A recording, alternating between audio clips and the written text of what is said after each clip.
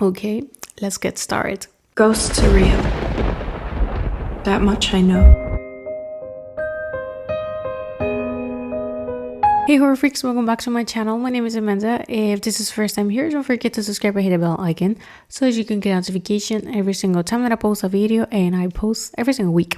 So you can see from the title, today's video is going to be my full review with spoilers of La Niña de la Comunión, or in English, The Communion Girl.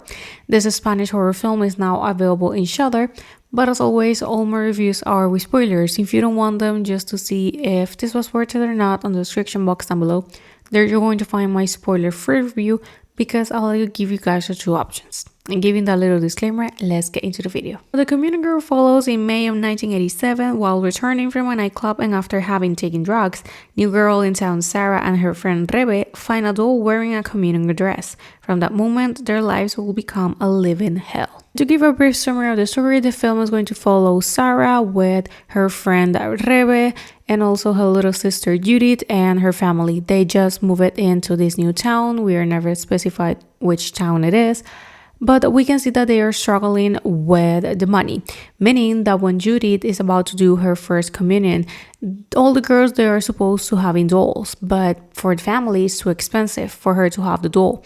So of course she has to take the picture and do the whole process without the actual doll. And she's even bullied a little bit. We can really see that she's struggling a little bit. We also see Sarah is having to deal with her aunt and her comments.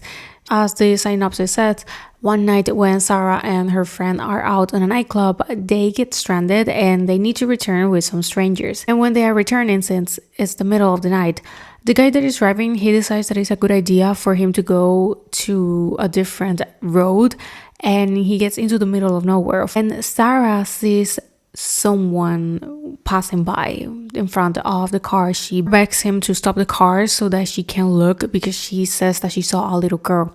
And of course she doesn't find anything, only the doll. She takes the doll with her, and this is of course when the bad things start to happen, because it's pretty obvious that the doll has something inside. And as soon as the doll gets into the house and she is keeping it hidden from her family and even her little sister, things start to happen. As you watch this film, you're going to realize that the film is kind of similar to both Annabelle and The Ring.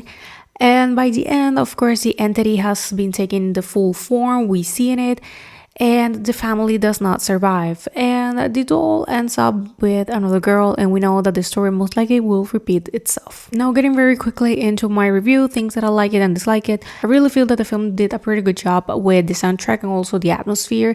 You can really feel that you are in 1987. They did a pretty good job with that. The acting is average at best, but the reality is that the cast did as much as they could with the script, because the reality is not that good, but they did a pretty good job. And besides that, the reality is that the film sadly is not that good. The film, the biggest problem that it has is that it's very predictable and relies a lot in very well-known cliches in horror films.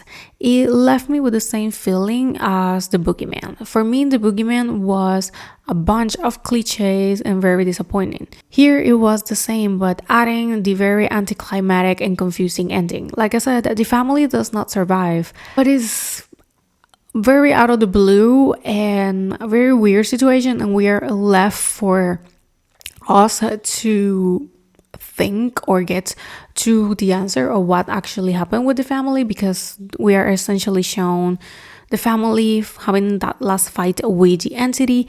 That sequence ends, we see that the doll has arrived to another town and now another girl has it, and like I said, it's more than obvious that the story is going to repeat itself, because even the film actually opens with a woman with the doll, and she says that the doll is like talking to her, and the name is actually Marisol, of the ghost or inside of the doll. What is never clear is what Marisol wants, because throughout the film, Sarah starts to investigate what happened to the girl, because a woman during the communion starts asking to the people, and even ask Sarah if she has seen a girl, and Sarah thinks this could be the missing girl.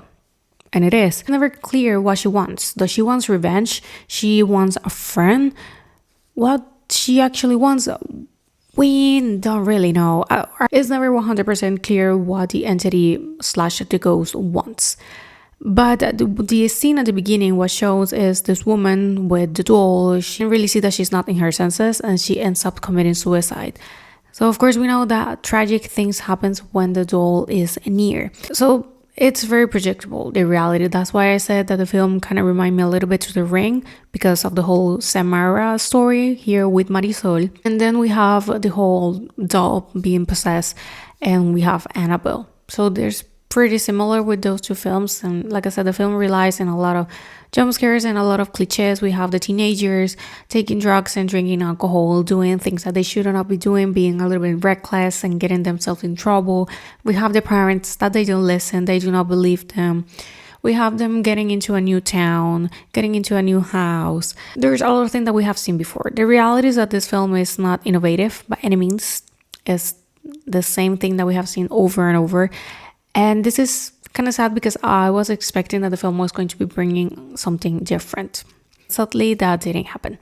But like I said, for me, the soundtrack is very good. The atmosphere is very good. Also, the pace, surprisingly, is not boring, although it's very predictable. And it's 1 hour and 38 minutes long.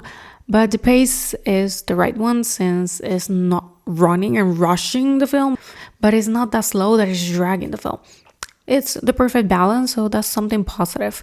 The reality is that the film had potential to be very good. I still believe that the film deserves the chance. Maybe you're going to enjoy it a little bit more than me or others, since I have seen many reviews and the general opinion is that one, that the film is very predictable, but it's not that bad either, but it could have been way better. So that's why if you want to go and watch it, go and do it. If you're interested in it, the reality is that it makes no harm. Like I said, it's not boring, at least, so that's something. And while the majority of the death scenes, they are off camera, there are pretty good moments, and the doll is kind of creepy, so those little moments are very good and it's worth watching. But for me, the film would be a 2 out of 5 and a 5 out of 10. I really like Spanish horror films, but this one, I didn't like it as much. Probably I had higher expectations because of that, because Spanish horror films, they tend to be very good. But this one wasn't the case. That's something that of course happens, but maybe that was just my fault. But as for the rest, I think that the film deserves the chance. But well, thank you so much for watching. Let me know down below if you saw this film, what do you thought about it. Like I said, it's now available on Shudder. And I hope that you guys have a good weekend, and I will see you guys on my next video. Bye. Ghosts are real. That much I know.